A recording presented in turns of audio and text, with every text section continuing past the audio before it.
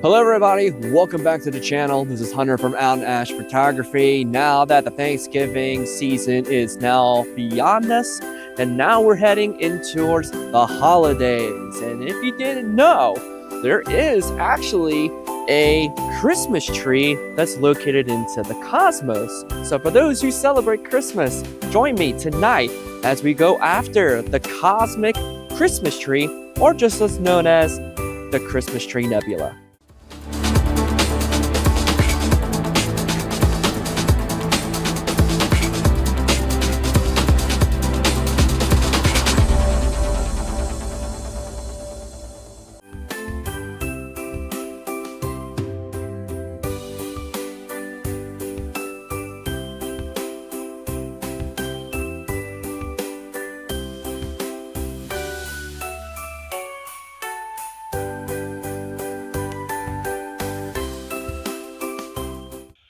I gotta say, if it wasn't for the walls in my observatory, I would have been getting no imaging done at all because the wind has been absolutely nonstop. And I mean, literally, besides like one single night, we've had winds of at least 30, 40 miles an hour or greater. And the good thing is, well, the walls protect it all, so I haven't been affected whatsoever. So, being that the holidays are now, around the corner, why not go after something very festive that's located in the constellation of Monoceros, which is part of the winter sky constellations, the Christmas Tree Nebula? I mean, it is perfectly fitting for this time of year to have a nebula that really does resemble a Christmas tree. From the Cone Nebula all the way down to the star cluster that's involved in the center. And it's also part of the nebulosity surrounding and connecting all the way towards the Rosette Nebula. So this target here is wonderful for all types of telescopes, wide field refractors, camera lenses, or what I'm going to be doing tonight is a nice close-up of just the Christmas Tree Nebula in itself. I've done the wide field before here on the channel, but I want to really dive into the intricate structures and hopefully get a little bit of a nice close-up to the Cone Nebula that is very famous from the Hubble photos as well. So for tonight's video, inside of the Shellos Observatory, we're going to be going after NGC 2264. And like I mentioned, it is in the constellation of Monoceros, not too far away from the Rosette Nebula. This is a fairly easy nebula target to do because it's pretty responsive in all of the three major emission passes, which is hydrogen alpha, oxygen 3, and sulfur 2. And I'm going to be doing it with a monochrome camera tonight since I haven't actually done this target with a monochrome camera because I've only switched over the monochrome as of this year. So around the time when I got my first monochrome camera, it was in March of 2025. So a lot of these targets were already beginning to leave us. So that's what we're going to be getting started tonight. So let's check out what equipment we will be using for this imaging sequence for tonight. Okay, so this is what we're going to be using for tonight. And this scope pretty much lives on this mount here. This is the Skywatcher Quattro 150p, which is a 6-inch Newtonian telescope, super fast focal ratio of f3.5. So not only I'm gathering a lot of light, I'm gathering really fast as well. On top of my ZWO AM5 Strainwave gear mount, which with the extensions here for my homemade pier. Camera choice over here is the ZWO ASI 585mm Pro, which is a monochrome crop sensor, which is fantastically paired with this scope here, putting at a pixel resolution exactly 1.0, right in that sweet spot. And inside of the filter we're here, I will be using 3 different narrowband filters: hydrogen alpha, oxygen 3, and sulfur 2 from a company from Antlia. These are the Antlia Edge SHO filters, which are 4.5 nanometer bandpass filters, which is perfectly fine for my Bortle 4 to 5 skies here on the Delmarva Peninsula.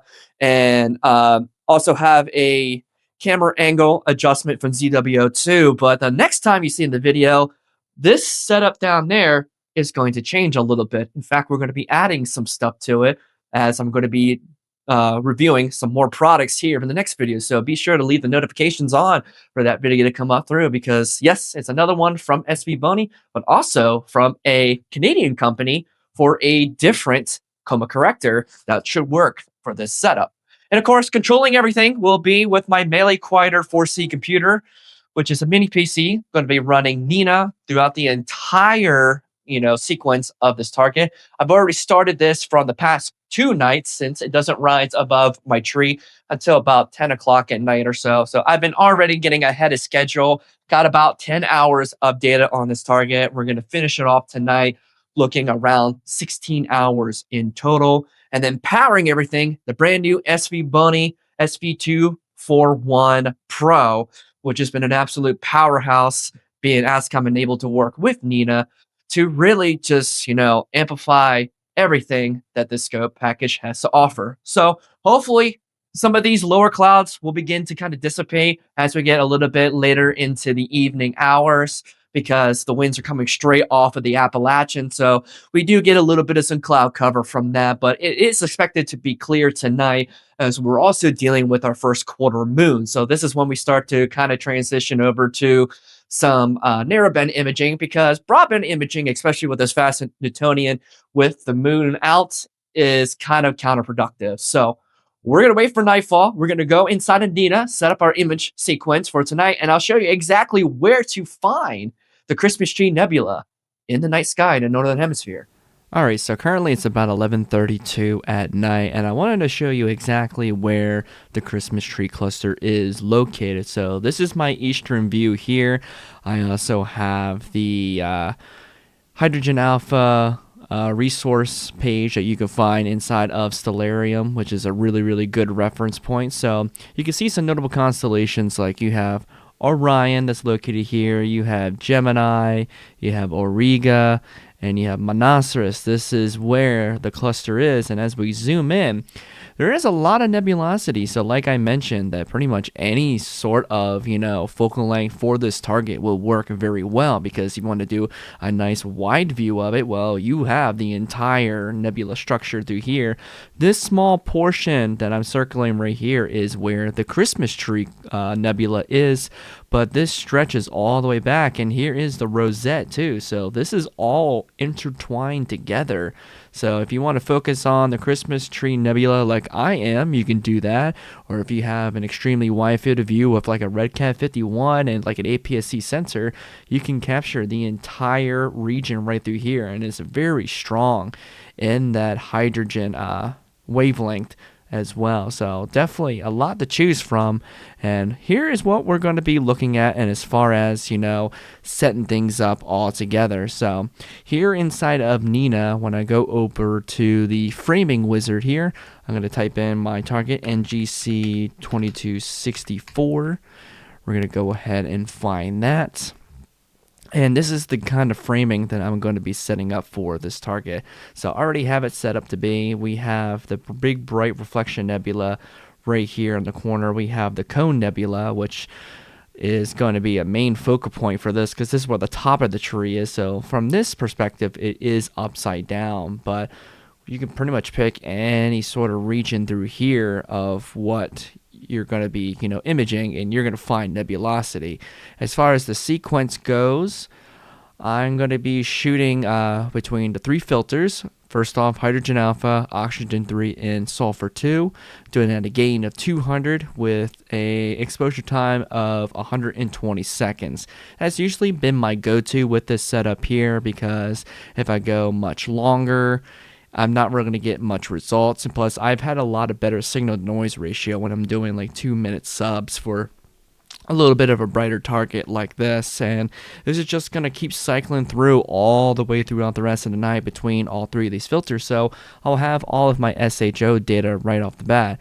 So if you're looking at a single frame of what this target is, as we're exposing hydrogen alpha right now, we're actually going to wait and see of what this looks like, because this is a nice brilliant area. So this is just one single 2-minute sub.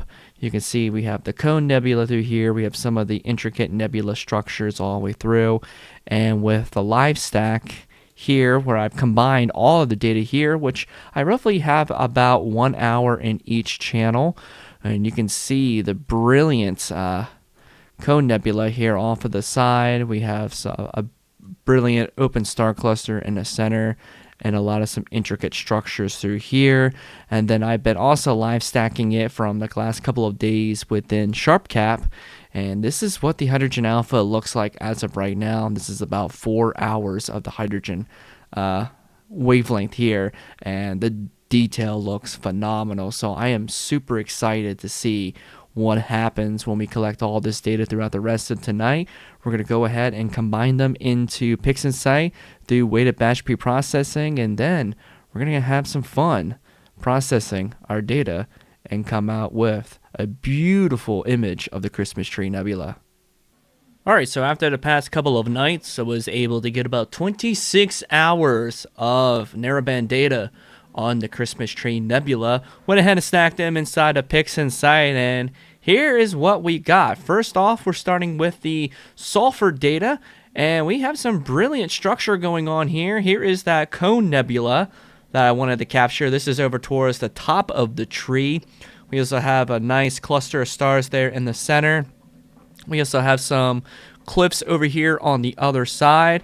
And I've done, of course, the liberty of doing some background extraction, did some blur exterminator, and then do, a stretch of everything here. And this is what it ended up being my stretch sulfur data right here. We even got some of the intricate structure, what almost looks like a little bit of some brush through here. So that is the sulfur data right there. Next is the oxygen. This is the oxygen data here. We have some brilliant oxygen data, surprisingly, right near the core where this reflection nebula is as well. You can also do this target in, broadband when you don't have the moon around. This reflection nebula is quite nice, but it does respond pretty good when it comes to the oxygen spectrum through here. So I did the same thing, doing some dynamic background extractions. I've also went through and did some blur exterminator to kind of, reshape the stars a little bit and shrink them down. And then this is the stretch portion of my oxygen data. Not too bad when it comes to, a first quarter moon. It could have been a lot better if there was no moon, but still, regardless, this area is not super strong when it comes to the oxygen data. And then we're left with the hydrogen alpha. Now, this is definitely the crown jewel of everything, where the Cone Nebula really responds very nicely to the hydrogen alpha wavelength.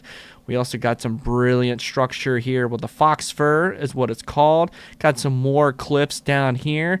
So also did some background extraction with this. Did some blur exterminator. And then this is my stretch hydrogen alpha, and man, it looks phenomenal for this image here. So I'm really excited to combine all these together. And when I did, I get this nice, green structure here of everything.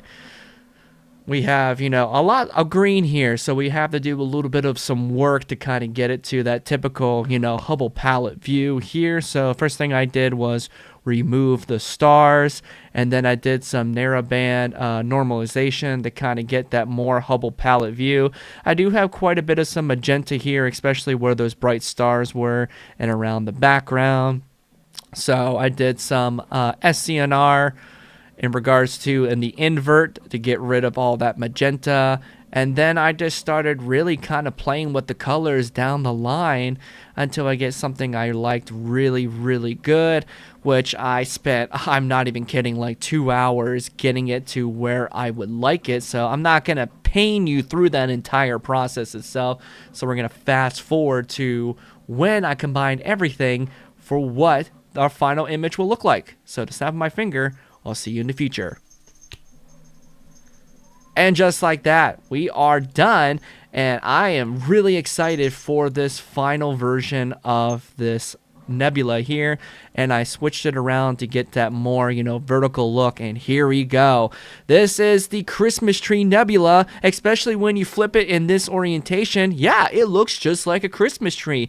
You have it, slanting down in this triangle fashion. We have the Fox Fir Nebula right near the, the center portions of the tree. You have a little bit of a base, and up here at the top, we do have the Cone Nebula, which in this version, it looks upside down.